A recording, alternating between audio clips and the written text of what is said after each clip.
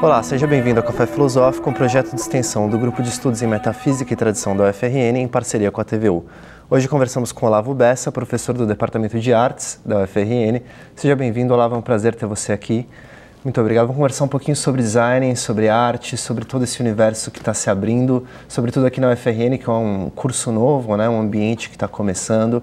Começar discutindo um pouquinho essa ideia do que é o design, enfim. Porque o design é uma habilitação do curso do Departamento de Artes, né? Mas o que é o design? O design é arte ou não é arte?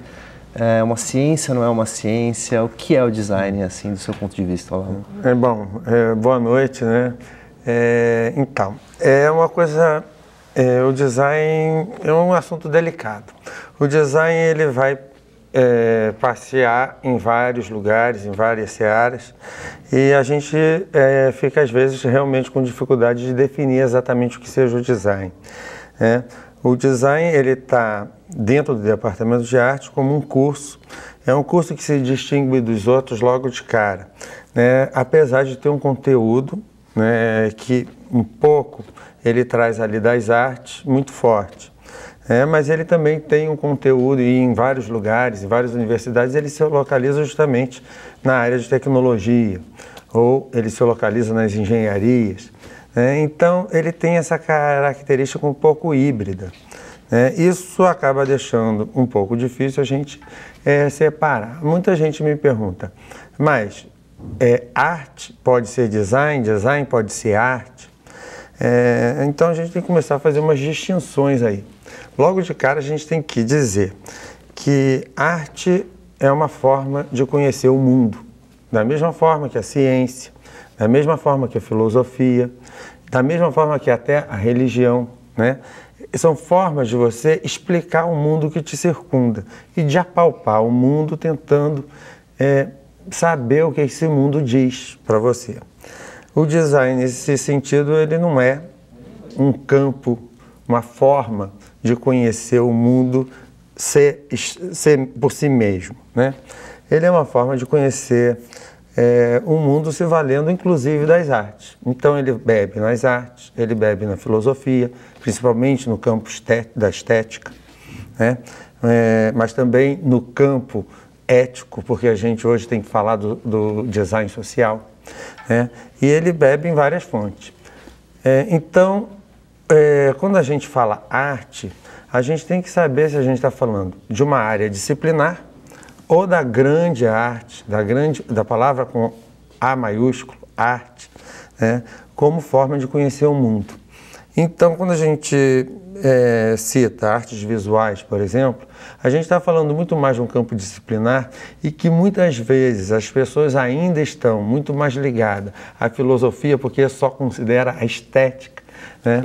Hoje, a arte não tem mais que agradar as pessoas, ela pode também agradar, mas ela não tem mais que o compromisso de ser simpática para as pessoas, de agradar as pessoas, de ser bela. Esse era um compromisso que ela teve até, talvez, começo do século XIX, né? Mas hoje em dia não é mais cabível esse tipo de argumento para a arte. Então, esse é um argumento que ainda é válido na filosofia, mas não é mais válido na arte, né? O design, por exemplo, ele ainda não, nesse sentido, está muito mais atrasado do que a arte. Ele ainda não se desvencilhou dessa necessidade de ser agradável. Ele quer vender e a forma mais imediata que ele encontrou para se vender é se colocando como belo, né? Então ele ainda não conseguiu se desvencilhar. O design ainda é estético, a gente pode pensar assim? Num certo sentido, sim, mas não só. Tem designer que justamente trabalha no oposto, que é provocar uma reação ruim, estranha, um desconforto no interlocutor. Mas, normalmente, o caminho mais rápido para você conquistar o teu cliente é ser belo, ser atraente visualmente, já cativar logo de cara, né? a arte não tem essa preocupação. Existe uma crítica da filosofia contemporânea em relação à estética clássica, de pensar a estética já não mais como uma reflexão sobre o belo ou sobre o sublime, mas pensar a estética como um assunto concernente à percepção, aos modos de percepção. Você acha que então seria possível enquadrar o design dentro de uma estética que trabalha os modos de percepção e de manifestação e de expressão, por exemplo? O design ainda não. A grande maioria das vezes não. Tem um ou outro designer que é capaz de trabalhar com essas questões mais contemporâneas, se você quiser tratar assim. Mas ele ainda está preso aos modelos estéticos, aos padrões estéticos do século XIX. Ele não passou ainda por Picasso, que explode o objeto, fragmenta o objeto e desdobra esse objeto no espaço. Ele acaba com o plano. E ele observa esse objeto de vários ângulos ao mesmo tempo e ele escancara esse objeto diante do observador sem se preocupar com o tal do belo, como você está dizendo, do sublime. Ele justamente põe o objeto na sua dureza, ele como fenômeno, o objeto como coisa. Existe uma demanda mercadológica também que envolve o design, né? Se a gente parar para pensar. Existe não sei, talvez uma maneira pela qual o design também pode refletir de certa forma o que é a sociedade, embora não seja a construção de conhecimento propriamente dito no sentido científico. Mas a arte também, muitas vezes, ela embarca por esse caminho. Isso daí vai um pouco da postura. Uma forma de pensar bem o design é pensar que o design ele atende a um propósito externo a ele mesmo, o objeto. Então, quando a gente vê essa caneca aqui e tem uma alça, ao pôr aquela alça, eu estou pensando que alguém vai segurar, que alguém vai interagir com aquilo de uma determinada forma. Então, ele atende a esse programa externo. A arte, por exemplo, não. Ela não pensa que está atendendo a um programa externo a ela. Se ela quiser colocar uma alça para ser pegada, não é pensando em mim que vai beber a água. É pensando que o objeto tem que ser pego por ele mesmo, pelo próprio objeto. O objeto tem que ser pego. E não eu tenho que beber água. Ela não atende um programa externo a ela. Isso daí acontece muito na Itália, por exemplo, tinha uma escola chamada Ivrea, e ali era difícil você identificar o que era arte e o que era design. Porque eles te jogavam uma mesa interativa e as pessoas faziam e desfaziam umas coisas alucinantes para a época, principalmente.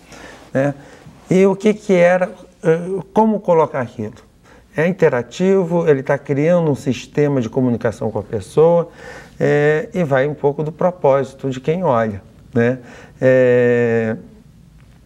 Quem pensou naquilo, se não pensou em que deva se comunicar de uma certa forma para passar uma determinada mensagem para alguém, então aquilo que está ali posto na mesa é uma arte. Agora, se ela pensa que aquilo deve comunicar uma determinada coisa, aquilo deve responder a uma forma do sujeito entender aquilo que está ali posto, isso dali vai mais para o campo do design. Pode ser o mesmo objeto, Então o design ele sempre vai atender essa demanda de fazer com que o espectador, ou no caso o público-alvo, ou alguém que está encarando aquele objeto que está sendo apresentado, compreenda e entenda aquilo. E até onde vai essa compreensão? É uma compreensão meramente funcional ou existe ali algo que se desdobra, um pensamento que se desdobra através daquilo? Porque, por exemplo, pensar a questão da caneca, da alça, de como isso foi feito, o objeto caneca, ele é um objeto que por si só ele se basta, Você enche ele de água e você tira a água dele e não importa o que aconteça, ele sempre vai ter essa capacidade, ponha você água nele ou não. O mesmo já não acontece com objetos complexos, por exemplo, se a gente não interromper uma hidrelétrica e gerar energia elétrica, a gente não liga essa televisão aqui atrás. Então, de que maneira o design, de certa forma, pode, a partir dessas coisas simples mesmo, abrir mundo? Existe essa possibilidade? O design abre mundo, a gente pode pensar assim, por exemplo? A forma do designer avançar no conhecimento ele se colocando muitas vezes como pesquisador. Nesse sentido, ele se coloca dentro de uma ciência mais clássica, né? O experimento dele vai ser verificado por outras pessoas, ver se a alça realmente funciona direito, como eu tinha pensado, né? Mas o que toca a questão do design, bom, ele primeiro não precisa ser funcional. O fato de atender um programa externo não quer dizer necessariamente que ele deva ser funcional. Muitas vezes as pessoas dizem que tem que ter a função de ser bonito, né? Que a estética tem a função de deixar a pessoa mais alegre, sei lá, ou qualquer coisa do tipo. E estética também não é função, é uma qualidade que o objeto tem, né? Então, a qualidade do objeto, ela não precisa também obedecer a uma função. Quando você pensa um objeto, esse objeto ele é construído em função de uma interação com o sujeito, né? E você falou em público-alvo. Público-alvo é uma palavra-chave para o design, né? Coisa que não é, por exemplo, para a arte. Ela faz e quem entender, entendeu. Quem não entendeu, vá procurar entender, né? Então, nesse sentido, o design ele tem que ser entendido sim. E você fala para um determinado público e esse objeto aparece numa produção. Ele vai responder ao que a gente supõe que seja esse tal público-alvo. O único problema é que muitas vezes quando a gente pensa nesse público-alvo, a gente pensa que a pessoa deva usar o objeto de uma determinada forma. Esse é um dos embates do design atual, né? Como se livrar desse peso de, ao projetar a coisa, projetar também a forma como a pessoa deve interagir com a coisa. Isso quer dizer, em última instância, projetar também a pessoa, ou seja, o usuário. O usuário é um projeto do projetista. Ele só se torna uma pessoa de carne e osso, só se torna usuário quando está diante do objeto com o qual ela tem que lidar, né? E quando ela lida com esse objeto, ela automaticamente vira parte do projeto. Não tem como ela lidar com um objeto sem ser parte desse projeto. Existe uma confusão, talvez, para quem não seja familiar a essas áreas, entre publicidade, mercadologia, marketing, design, de que maneira essas coisas vão interagir e até onde se restringe o trabalho de cada um. O que faz nesse sentido o marqueteiro, o publicitário, o design, como eles trabalham em conjunto nesse sentido, Olavo? E agora que o design entrou no campo de serviços, né, ele também trabalha na questão do intangível. Ele muitas vezes produz e o resultado desse produto não é uma coisa tangível, não é um objeto, não é uma peça gráfica, né? Aqui a gente tem atrás uma peça gráfica, tem o logo do Café Filosófico. E isso daí a gente vê, é um produto de design, não tem outra discussão em torno disso, né? É design gráfico e acabou. É tangível e a gente vê. Muitas vezes é serviço. O que pode ser um serviço? Como tirar uma pessoa do aeroporto e botar ela no hotel, né? Da melhor forma, da melhor maneira possível. Onde está a questão do marketing nisso? Onde está a questão da publicidade? E onde está a questão do design? Então, o design, antes de mais nada, é aquele que vai gerar uma informação. Essa informação vai ser usada e da melhor forma possível pelo pessoal do marketing, né? O pessoal da publicidade vai dar uma vestimenta para essa informação e vai colocar essa informação diante de um público, publicidade, né? Portanto, o público é o fim dessa informação. E agora, quem tem um instrumento e procura desenvolver um modo de pensar para gerar informação, é eminentemente o designer. E se a gente conseguisse separar um pouco essas coisas, porque muitas vezes o próprio professor que está ensinando ali, ele não consegue distinguir onde está o limite de cada coisa e acaba muitas vezes atropelando e ensinando publicidade quando deveria ensinar design gráfico ou design de produto ou até design de serviço, né? E é isso, a gente tem que organizar, pensar o mundo e organizar esse mundo de forma que informações sejam geradas de forma ordenada, organizada, sistêmica, e isso possa ser passado para as pessoas de uma forma clara, né? Até a própria ideia designária, né, que vai acabar chegando nessa ideia do design, né? Eu fico pensando nisso e existem, no caso, áreas distintas, disciplinas dentro do design que vão, por exemplo, o que é o design de produto, o design de serviço, o design gráfico, quais são as principais diferenças e os principais campos que o design atua, de que maneira eles atuam, assim? Eu estudei e dei aula lá no Politécnico de Milão, né? Ali tem 14 cursos de design. Design da informação, design de interface, design do produto, design de interiores, e ali se aproxima bastante da arquitetura, design da comunicação, multimeios, né? Design do produto, acho que eu já falei, design gráfico, os tradicionais, design de serviços, né? Esses cursos de design, cada um com seu endereço, o que os acomuna, na verdade, é o modo de pensar, porque o designer desenvolveu uma metodologia de trabalho, uma forma de olhar para o mundo que difere da maioria das outras profissões. Ele olha despreconceituoso para o lugar, para o ambiente, e vê no ambiente não as suas... Ele, quando olha para essa xícara, ele vai pensar, mas pode ser outra coisa? Ele não trabalha muito no mundo das convicções e procura, todo momento, reinventar as coisas que ele olha. Ele fala assim, e se pusesse uma flor ali, ou pusesse meia dúzia de lápis nesse copo, nessa caneca? Essa caneca se tornaria um porta-lápis e seria transformado em outra coisa, né? Nisso a gente rouba da arte, a forma dela pensar, porque a arte é assim que opera, é transformar convicções em novos eventos, em coisas novas, em abrir janelas para aquilo que ainda não foi visto, né? E é isso que o design um pouco faz, e é aí que a gente se confunde com a arte. Só que a arte, ela quer transformar essas convicções em novas formas de olhar o mundo por ela mesma, sem nenhuma pretensão de ser outra coisa. Então, quando você pega lá o ferro de passar roupa do Man Ray, que é os preguinhos lá colocados no ferro de passar roupa, aquilo é arte pura. Por quê?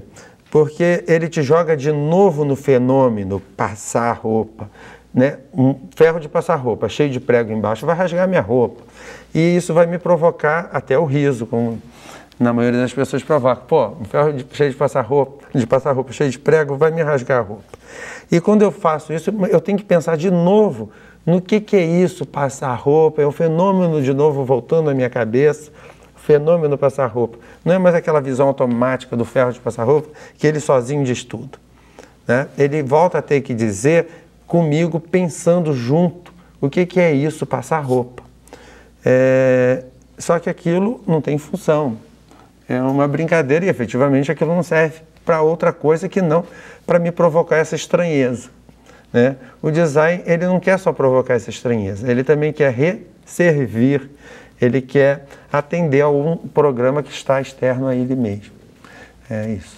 Interessante, porque realmente joga a gente para pensar tudo isso. Eu estava pensando, você estava falando de diálogo com a arte, estava pensando no Andy Warhol, né? E no que diferenciava, no caso, o designer que foi responsável pelo produto, o design gráfico que criou ali as caixas da Brillo Box, que depois ele vai e coloca no museu e fala, é arte, né? Então isso acaba criando uma situação um pouco constrangedora, porque de quem que é a arte ali? É do Andy Warhol, é do design do produto, é do designer gráfico que fez as caixas, né? A gente acaba se confundindo um pouco, né? E essa questão é bastante delicada, porque eu, por exemplo, como eu olho e como eu vejo o que é arte, o que são as disciplinas em volta da arte, tá? Se a gente pega artes visuais, por exemplo, e coloca só conteúdos estéticos, só o agradável, ela não tem nada de arte, efetivamente. Ela tem de filosofia. E ainda assim uma filosofia do século XIX, né? Um pouquinho atrasada. Então, a gente tem que pensar o que é que aquele objeto me faz refletir. Se você pega um primeiro quadro do Salvador Dalí, por exemplo. Vou falar uma coisa aqui meio chocante. Se você pega um primeiro quadro, Salvador Dalí, e olha, você fica meio estupefato, porque quando você olha o segundo, quando olha o terceiro, é a mesma coisa, e aquilo é uma repetição. Eu fico perguntando, essa repetição ainda é arte? Ou será ilustração? Né? Porque eu estou fazendo gravura. Como é que fica a questão da gravura? Quando eu estou repetindo várias vezes a mesma forma. Quando deixa de ser gravura e passa a ser uma produção industrial e, portanto, eu estou dentro do design de cabeça. É para servir para colocar numa parede e enfeitar um ambiente, e aí eu estou pensando em design de interiores, tudo isso é muito fluido, né? Então tem uma parte aí que, tanto da arte quanto do design, que é mercado. Né? As pessoas têm que viver e sobreviver daquilo que elas fazem. Quando eu faço uma gravura e repito ela 10 vezes, eu estou com uma intenção. Se eu repito ela 200, eu estou com outra intenção de mercado. Existe uma demanda hoje altíssima para designers, né? Para o profissional do design, né? Que eu acho que cada vez mais, sobretudo pelo fato de ser um trabalho infinito, que sempre se renova, né? Que vai continuar se renovando. E aqui na UFRN o design é um curso consideravelmente novo, né, que abriu há pouco tempo, e eu sei que existe uma demanda enorme pela procura do curso, as pessoas estão aí prestando vestibular. Esse aluno que ele vai entrar na UFRN, que vai buscar o design, o que ele vai estudar, quais são as perspectivas dele? Eu sei que agora vocês estão também com projetos de pós-graduação, né? Como é que está o andamento disso, o design aqui? Bom, ele vai trabalhar, antes de mais nada, ele vai trabalhar muito, né? Porque até por essa dinâmica que você está falando, você veja, a gente tem um programa de pós-graduação antes de ter a primeira turma de graduados formada, né? O programa de pós-graduação foi um esforço do professor Guilherme, né? Ele, com a visão dele, chegou aqui e colocou aquela competência dele para criar uma forma de trabalho, né? E efetivamente construiu um mestrado, né? E é um mestrado que está ajudando a gente a delimitar o que é fazer design no Rio Grande do Norte. A gente também está com a empresa Júnior. Essa empresa Júnior, como nós somos professores, novos professores de Universidade Federal, antigamente, né, a gente tinha a nossa empresa, de onde a gente veio, a gente sempre trabalhou no mercado, efetivamente, e vindo para a Universidade Federal com dedicação exclusiva, a gente não pode atuar no mercado. Então a gente viu como solução criar a empresa Júnior, e a empresa Júnior um pouco está mapeando para a gente o que é também fazer esse design aqui no Rio Grande do Norte. Isso daí tem sido tanto o mestrado, quanto a empresa Júnior, quanto a ação tem o professor Cristiano que está já entrando em contato com todas essas FAPERN, as agências de fomento. A FAPERN, a agência de fomento, a FIERN, o SEBRAE. Bom, eu vou esquecer alguma coisa aqui, mas ele está fazendo os contatos externos e isso também ajuda a gente a mapear o que é fazer o design no Rio Grande do Norte. A gente não pode mais, por um lado, aceitar uma imposição como a gente sempre aceitou do que é fazer design, porque a maior parte das escolas no Brasil atende a uma proposta que está pelo menos com 100 anos de atraso, que é meio tirada ali da Bauhaus. Bauhaus foi do começo do século passado, quer dizer, a gente está com aí 100 anos de atraso, quem está fazendo ainda Bauhaus hoje. Então a gente não pode mais atender esse tipo de escola. Por outro lado, é o que a gente ainda vê muita gente praticando e é o que coloca a gente em conversa. Então a gente também não pode abandonar isso 100%. Porém, a gente tem que descobrir um modo de fazer design aqui, sem cair naquela bobagem do regionalismo, aquele regionalismo bobo, que fica repetindo formas e também não é isso. Que não dá muita coisa. Mas porque a tecnologia está aqui também, quer dizer, o acesso chegou aqui também. E esse é um desafio. Como que você prepara o aluno para viver nesse mercado, nisso que está rolando aqui hoje, tá? Com todas as dificuldades que a gente sabe que tem, o design é um campo novo aqui no estado, né? E como que a gente, com essas parcerias todas, vai conseguir jogar o design, esse aluno, inclusive, que está sendo aqui, em qualquer canto do mundo, né? Ele conseguir conversar de igual para igual em qualquer parte do mundo. Então, tem que atender, sim, ao que é regional, ao que são as demandas daqui, né? E são muitas, porque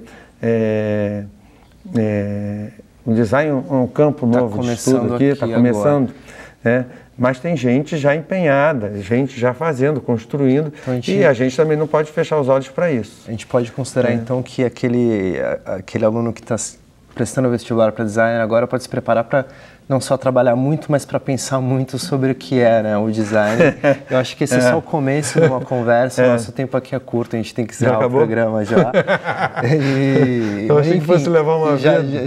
Já serve como uma introdução para aqueles que se interessam ao tema para continuar o nosso diálogo. Olavo, então, muito obrigado pela sua presença aqui. Eu que agradeço. Obrigado pela conversa. Para vocês que acompanham o Café Filosófico, então, até a próxima.